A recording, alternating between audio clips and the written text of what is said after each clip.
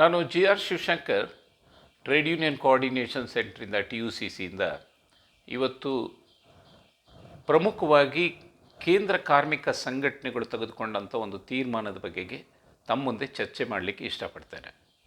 ಇವತ್ತು ಕೇಂದ್ರ ಕಾರ್ಮಿಕ ಸಂಘಟನೆಗಳು ಹಾಗೂ ವಿಭಾಗೀಯ ಫೆಡರೇಷನ್ಗಳಿರುವ ಸರ್ವಾನುಮತದಿಂದ ಒಂದು ತೀರ್ಮಾನ ತಗೊಂಡಿವೆ.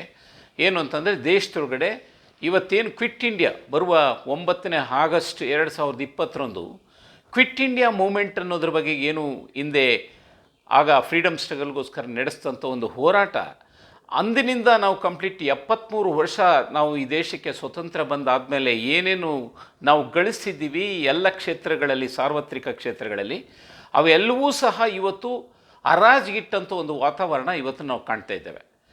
ಆ ಒಂದು ವಾತಾವರಣದಿಂದ ಇವತ್ತು ದೇಶದೊಳಗಡೆ ಒಂದು ತೀರ್ಮಾನ, ಎಲ್ಲ ಕೇಂದ್ರೀಯ ಕಾರ್ಮಿಕ ಸಂಘಟನೆಗಳು, ಎಲ್ಲ ಸೆಕ್ಟರ್ನ ವಿಭಾಗದ ಏನು ಫೆಡರೇಷನ್ಗಳು ಒಂದು ತೀರ್ಮಾನ ಏನು ತಗೊಂಡಿದ್ದೇವೆ. ನಾವು ಗಳಿಸಿದಂಥ ಒಂದು ಆಸ್ತಿ ಪಾಸ್ತಿ ಮತ್ತು ಏನು ಎಲ್ಲ ಸೆಕ್ಟರ್ಗಳಿದೆ ಅದನ್ನೆಲ್ಲವನ್ನೂ ಉಳಿಸ್ಬೇಕಾಗಿರ್ತಕ್ಕ ವಾತಾವರಣ ಇವತ್ತು ಸೃಷ್ಟಿಯಾಗಿದೆ. ಕೇಂದ್ರ ಸರ್ಕಾರದ ಒಂದು ನೀತಿಯಿಂದ ಇವತ್ತು ನಾವು ಕ್ವಿಟ್ ಇಂಡಿಯಾ ಬದಲಾಗಿ ಸೇವ್ ಇಂಡಿಯಾ ಡೇ ಅನ್ನೋದನ್ನು ಆಚರಣೆ ಮಾಡೋದಕ್ಕೆ ತೀರ್ಮಾನ ಮಾಡಿದ್ದೇವೆ. ಇದು ಇವನ ಅನಿವಾರ್ಯತೆ ಯಾಕಾಗಿದೆ? 73 ವರ್ಷ ಈ ದೇಶಕ್ಕೆ ಸ್ವತಂತ್ರ ಬಂದಾದಮೇಲೆ ಇವತ್ತು ಈ ವಾತಾವರಣ ಎಷ್ಟು ಮಟ್ಟಿಗೆ ಅಂತಂದರೆ 100% ಎಲ್ಲ ಸಾರ್ವಜನಿಕ ಉದ್ಯಮಗಳನ್ನ ಇವತ್ತು ಪ್ರೈವೇಟೈಸ್ ಮಾಡೋಂತ ಕೊಟ್ಟಿದ್ದಾರೆ.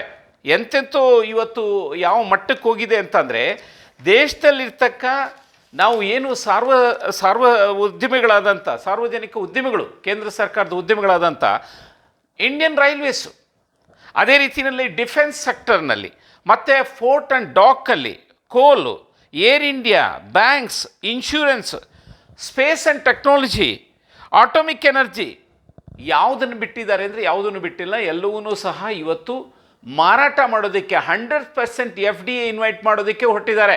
ಬಹುರಾಷ್ಟ್ರೀಯ ಕಂಪನಿಗಳಿಗೆ ರತ್ನಗಂಬಳಿ ಹಾಕಿ ಇವತ್ತು ನಮ್ಮ ದೇಶದಲ್ಲಿ ಬನ್ನಿ, ನಮ್ಮ ದೇಶದಲ್ಲಿ ಇರ್ತಕ್ಕ ಸಂಪತ್ತನ್ನು ಕೊಂಡ್ಕೊಂಡೋಗಿ ಅಂತ. ಒಂದು ಕಡೆ ಇವತ್ತು ಸನ್ಮಾನ್ಯ ಪ್ರಧಾನಮಂತ್ರಿ ಮೋದಿಯವರು ಹೇಳ್ತಾರೆ, ನಾವು ಇವತ್ತು ಮೇಕ್ ಇಂಡಿಯಾ ಅಂತ ಹೇಳ್ತಾರೆ. ಇನ್ನೂ ಅನೇಕ ರೀತಿಯ ಭಾವನಾತ್ಮಕವಾದ ಸ್ಲೋಗನ್ಗಳನ್ನ ಬಹಳ ಕೊಡ್ತಾ ಇದ್ದಾರೆ. ಈ ದೇಶದೊಳಗಡೆ ಒಂದು ಕಡೆ ಈ ಭಾವನಾತ್ಮಕವಾಗಿ ಈ ದೇಶದ ಸಂಪತ್ತನ್ನು ಮತ್ತು ಈ ದೇಶದೊಳಗಡೆ ಕಂಪ್ಲೀಟು ಕೈಗಾರಿಕೆಗಳು ಮತ್ತು ನಾವು ನಮ್ಮದೇ ಆದಂಥ ಒಂದು ವ್ಯವಸ್ಥೆ ಒಳಗಡೆ ಮಾಡಬೇಕು. ಇವತ್ತು ಅಂಥ ಒಂದು ವ್ಯವಸ್ಥೆ ಅಂಥ ಒಂದು ವಾತಾವರಣದಲ್ಲಿ ಮಾಡಬೇಕು ಅಂತ ಹೇಳ್ತಕ್ಕ ಮೋದಿಯವರು, ಇನ್ನೊಂದು ಕಡೆ ಬಹುರಾಷ್ಟ್ರೀಯ ಕಂಪನಿಗಳನ್ನ, ಟ್ರಾನ್ಸ್ನ್ಯಾಷನಲ್ ಕಾರ್ಪೊರೇಷನ್ನ ಮತ್ತು ಕಾರ್ಪೊರೇಟ್ ಕಂಪನಿಗಳಿಗೆ ನೇರವಾಗಿ ದೇಶದ ಸಂಪತ್ತನ್ನು ಕೊಟ್ಟರೆ ಅಂತಂದರೆ ಈ ದೇಶನ ಉಳಿತದ ಅನ್ನೋದ್ರ ಬಗೆಗೆ ಈ core sectors, particularly Indian Railways core sector ಅದು. ಅದೇ ರೀತಿಯಲ್ಲಿ defence is a core sector. ಆಮೇಲೆ ಇವತ್ತು fort and dock it's a core sector, coal is a core sector. ನಮ್ಮದು ಪ್ರತಿಷ್ಠೆಯಾಗಿರ್ತಕ್ಕ ಏರ್ ಇಂಡಿಯಾ, ಬ್ಯಾಂಕ್ಸು, ಇನ್ಶೂರೆನ್ಸು, ಇವನ್ನೆಲ್ಲವನ್ನೂ ಸಹ ಸೈನ್ಸ್ ಆ್ಯಂಡ್ ಟೆಕ್ನಾಲಜಿ, ಇವನ್ನೆಲ್ಲವನ್ನೂ ಸಹ ಖಾಸಗಿಯವರಿಗೆ ಮಾರಾಟ ಮಾಡಿದ್ರೆ ದೇಶದಲ್ಲಿ ಉಳಿತಕ್ಕದ್ದೇನು?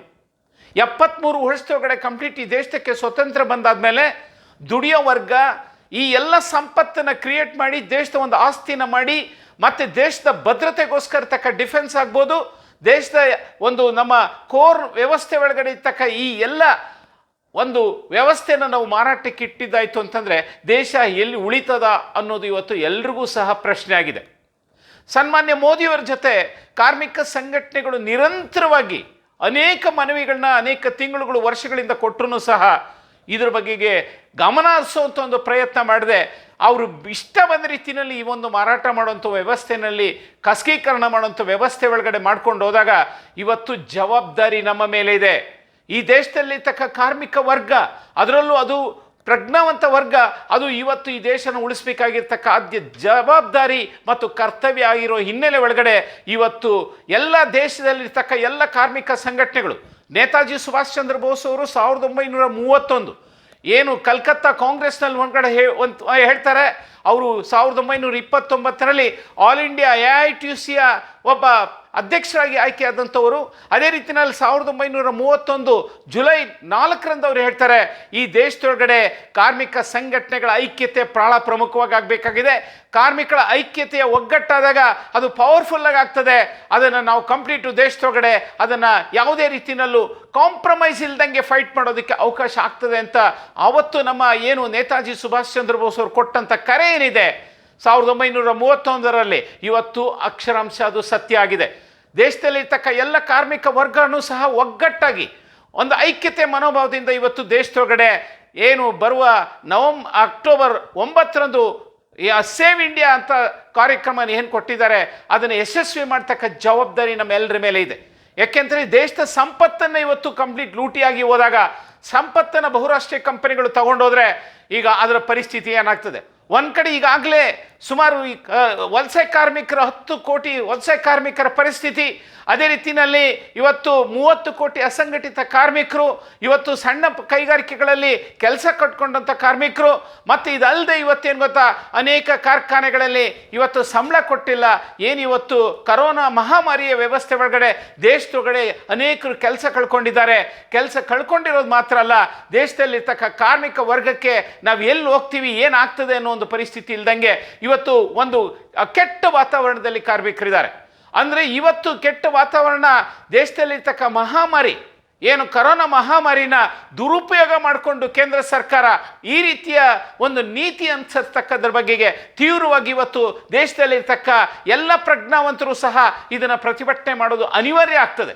ಯಾಕೆಂತಂದರೆ ದೇಶದ ಸಂಪತ್ತನ್ನು, ಕೋರ್ ಸೆಕ್ಟರ್ನ, ಮತ್ತು ಅದಲ್ಲದೆ ಇವತ್ತೇನು ಗೊತ್ತಾ, ನಮ್ಮ ದೇಶದಲ್ಲಿ ದುಡಿತಕ್ಕ ವರ್ಗನ ಇವತ್ತು ಬಹುರಾಷ್ಟ್ರೀಯ ಕಂಪನಿಗಳಿಗೆ, ಕಾರ್ಪೊರೇಟ್ ಕಂಪನಿಗಳಿಗೆ ಅವ್ರನ್ನ ಎಲ್ಲ ಕಾನೂನುಗಳನ್ನ, ಕಾರ್ಮಿಕರಿಗಿರ್ತಕ್ಕ ಎಲ್ಲ ಕಾನೂನುಗಳನ್ನ ಬದಿಗೊತ್ತಿ ಅವನ್ನೆಲ್ಲವನ್ನೂ ಸಹ ಆರ್ಡಿನೆನ್ಸ್ ಮುಖಾಂತರ, ಈಗ 2-3 ದಿವಸದ ರಾಜ್ಯದೊಳಗಡೆ ಆರ್ಡಿನೆನ್ಸ್ ಫ್ಯಾಕ್ಟ್ರಿ ಆ್ಯಕ್ಟ್ ಬಗೆಗೆ, ಇಂಡಸ್ಟ್ರಿಯಲ್ ಡಿಸ್ಪ್ಯೂಟ್ ಆ್ಯಕ್ಟ್ ಬಗೆಗೆ, ಕನಿಷ್ಠ ವೇತನದ ಬಗೆಗೆ 1 ವರ್ಷ ತುಟ್ಟಿ ಭತ್ಯೆನೇ ಕೊಡಬಾರ್ದು ಅಂತ ಒಂದು ತೀರ್ಮಾನ ಏನು ತಗೊಂಡಿದ್ದಾರೆ ಕಾರ್ಮಿಕ ಅನುಚಿತ ನೀತಿಯಿಂದ. ಇನ್ನು ಅವ್ರು ಯಾವ ರೀತಿಯಲ್ಲಿ ಹೋಗ್ತಾ ಇದೆ ಸರ್ಕಾರ ಅನ್ನೋದ್ರ ಬಗ್ಗೆ ಯೋಚನೆ ಮಾಡಬೇಕು.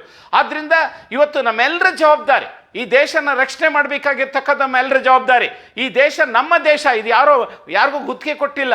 ಈ ಗುತ್ತಿಗೆ ಕೊಟ್ಟು ಇವತ್ತು ಈ ಸಂಪತ್ತನ್ನು, ದುಡಿದಂಥ ಸಂಪತ್ತನ್ನು ಕಾರ್ಮಿಕರು, ರೈತರು, ಎಲ್ಲ ಜನಸಾಮಾನ್ಯರು ಈ ದೇಶದ ಸಂಪತ್ತನ್ನೇನು ಕ್ರಿಯೇಟ್ ಮಾಡಿದ್ದಾರೆ, ಆ ಸಂಪತ್ತನ್ನು ಏಕಾಏಕಿಯಾಗಿ ಬಹುರಾಷ್ಟ್ರೀಯ ಕಂಪನಿಗಳಿಗೆ, ಕಾರ್ಪೊರೇಟ್ ಕಂಪನಿಗಳಿಗೆ, ಅದೇ ರೀತಿಯಲ್ಲಿ ಅನೇಕ ಮಾರಾಟ ಮಾಡುವಂಥ ವ್ಯವಸ್ಥೆ 100% FTA ಮಾಡೋದಕ್ಕೆ ಹೊರಟಿದಾರಲ್ಲ, ಇದ್ರ ಬಗೆಗೆ ದೇಶದಲ್ಲಿರ್ತಕ್ಕ ಪ್ರಜ್ಞಾವಂತ ದುಡಿಯುವ ವರ್ಗ ಇವತ್ತು ತೀರ್ಮಾನ, ಸೇವ್ ಇಂಡಿಯಾ ಡೇ ಮಾಡೋಂಥ ತೀರ್ಮಾನ ಏನು ತಗೊಂಡಿದ್ದಾರೆ, ಅದು ನಿಜವಾಗ್ಲೂ ಸಹ ಶ್ಲಾಘನೀಯವಾದ್ದು. ಆದ್ದರಿಂದ ಈ ಸೇವ್ ಇಂಡಿಯಾ ಬರೋ 9ನೇ ತಾರೀಕು ಎಲ್ಲ ದೇಶದಲ್ಲಿರ್ತಕ್ಕ, ರಾಜ್ಯದಲ್ಲಿರ್ತಕ್ಕ ಎಲ್ಲ ದುಡಿಯೋ ವರ್ಗ ಇವತ್ತು ಐಕ್ಯತೆಯಿಂದ ಕಾರ್ಮಿಕ ಸಂಘಟನೆಗಳು ಕರ್ನಾಟಕ ರಾಜ್ಯದಲ್ಲೂ ಸಹ ನಾವೆಲ್ಲರೂ ಒಗ್ಗಟ್ಟಾಗಿದ್ದೇವೆ ಅಂತ ಈಗ ಆಲ್ರೆಡಿ ಪ್ರತಿಭಟನೆ ಮುಖಾಂತರ ತೋರಿಸ್ತಾ ಇದ್ದೇವೆ. ಆದ್ದರಿಂದ ಬರುವ 9ನೇ ತಾರೀಕು ಏನು ಇವತ್ತು ಕ್ವಿಟ್ ಇಂಡಿಯಾ, ಅದು ಬದಲಾಗಿ ಇವತ್ತು ಸೇವ್ ಇಂಡಿಯಾ ಅಂತ ಒಂದು ಕಾರ್ಯಕ್ರಮ ಹಾಕ್ಕೊಂಡಿದ್ದೇವೆ. ಆ ಕಾರ್ಯಕ್ರಮದಲ್ಲಿ TUCCಯು ಸಹ ಸಕ್ರಿಯವಾಗಿ ಭಾಗವಹಿಸೋದಕ್ಕೆ ತೀರ್ಮಾನ ಆಗಿದೆ. ಆದ್ದರಿಂದ ನಾನು ಇವತ್ತು ಅಪೀಲ್ ಮಾಡ್ತಕ್ಕದ್ದೇನು ಅಂದರೆ, ದೇಶದ ಸಂಪತ್ತನ್ನು ಇವತ್ತು ಲೂಟಿ ಮಾಡೋದಲ್ಲದೆ, ದೇಶದಲ್ಲಿ ಇವತ್ತು ಇರ್ತಕ್ಕ ಪಾರ್ಲಿಮೆಂಟ್ನಲ್ಲಿ ಅಮೆಂಡ್ ಆದಂಥ ಕಾರ್ಮಿಕ ಕಾಯ್ದೆಗಳನ್ನ ಏಕಾಏಕಿ ಇವತ್ತು ಆರ್ಡಿನೆನ್ಸ್ ಮುಖಾಂತರ ಕೊಂಡೊಯ್ಯುವಂಥ ಪ್ರಯತ್ನ ಮಾಡಿ ನಮ್ಮ ಸಂವಿಧಾನದಲ್ಲಿ ಬಂದಂಥ ಹಕ್ಕುಗಳನ್ನು ಸಹ ಕಸಿದುಕೊಳ್ಳುವಂಥ ಒಂದು ಪ್ರಯತ್ನನ ಇವತ್ತೇನು BJP ಸರ್ಕಾರಗಳು ಮಾಡ್ತಾ ಇವೆ, ಇದ್ರ ಬಗೆಗೆ ನಾವು ಹೋರಾಟ ಮಾಡೋದು ಅನಿವಾರ್ಯ ಆಗ್ತದೆ. ಈ ದೇಶದ ಸಂಪತ್ತು ನಮ್ಮದು, ಈ ದೇಶದ ಸಂಪತ್ತನ್ನು ಲೂಟಿ ಮಾಡೋದಕ್ಕೆ ಬಿಡಲ್ಲ. ಈ ದೇಶದ ಸಂಪತ್ತನ್ನು ಬಂಡವಾಳಗಾರರಿಗೆ, ಈ ದೇಶದ ಸಂಪತ್ತನ್ನು ಕಾರ್ಪೊರೇಟ್ ಕಂಪನಿಗಳಿಗೆ, ಈ ದೇಶದ ಸಂಪತ್ತನ್ನು ಏನು ನೀವು ಬಹುರಾಷ್ಟ್ರೀಯ ಟ್ರಾನ್ಸ್ನ್ಯಾಷನಲ್ ಕಾರ್ಪೊರೇಷನ್ಗೆ ಮಾರಾಟ ಮಾಡಕ್ಕೆ ಹೊರಟಿದ್ದೀರಾ, ಇದ್ರ ಬಗೆಗೆ ನಮ್ಮ ಎಲ್ಲ ಕಾರ್ಮಿಕ ಸಂಘಟನೆಗಳ ವಿರೋಧ ಅಲ್ಲ. ಈ ದೇಶದಲ್ಲಿರ್ತಕ್ಕ ಜನಸಾಮಾನ್ಯರು ಸಹ ಈ ದೇಶವನ್ನು ಕಾಪಾಡುವಂಥ ಜವಾಬ್ದಾರಿಯನ್ನು ಆಗಬೇಕಾಗಿದೆ. ಇವತ್ತು ಯಾಕೆ ಈ ಮಾತನ್ನು ಹೇಳ್ತೀನಿ ಅಂತಂದರೆ, ದೇಶದಲ್ಲಿ ಏನು 1947ರಲ್ಲಿ ಸ್ವತಂತ್ರ ಬಂದು ಇವತ್ತು 47 ವರ್ಷ 73 ವರ್ಷ ಆದ್ರೂ ಸಹ ಈ ದೇಶದ ಸಂಪತ್ತನ್ನು ಮತ್ತೊಮ್ಮೆ ಏನು ಅದು ಒಂದೇ ಈಸ್ಟ್ ಇಂಡಿಯಾ ಕಂಪನಿ ಇತ್ತು, ಇವತ್ತು 400ಕ್ಕೂ ಹೆಚ್ಚು 4000ಕ್ಕೂ ಹೆಚ್ಚು ಬಹುರಾಷ್ಟ್ರೀಯ ಕಂಪನಿಗಳು ಮತ್ತು ಕಾರ್ಪೊರೇಟ್ ಕಂಪನಿಗಳು ಲಾಭ ಮಾಡಿ ಈ ದೇಶದ ಮಾನವ ಸಂಪನ್ಮೂಲನ ಲೂಟಿ ಮಾಡಿ, ಕಾರ್ಮಿಕ ಕಾಯ್ದೆಗಳನ್ನ ಉಲ್ಲಂಘನೆ ಮಾಡಿ ದೇಶದ ಸಂಪತ್ತನ್ನು ಲೂಟಿ ಮಾಡೋದ್ರ ಬಗೆಗೆ ನಾವು 2ನೇ ಏನು ಸ್ವತಂತ್ರ ಹೋರಾಟಕ್ಕೆ ನಾವೆಲ್ಲರೂ ಸಿದ್ಧರಾಗಬೇಕಾಗ್ತದೆ.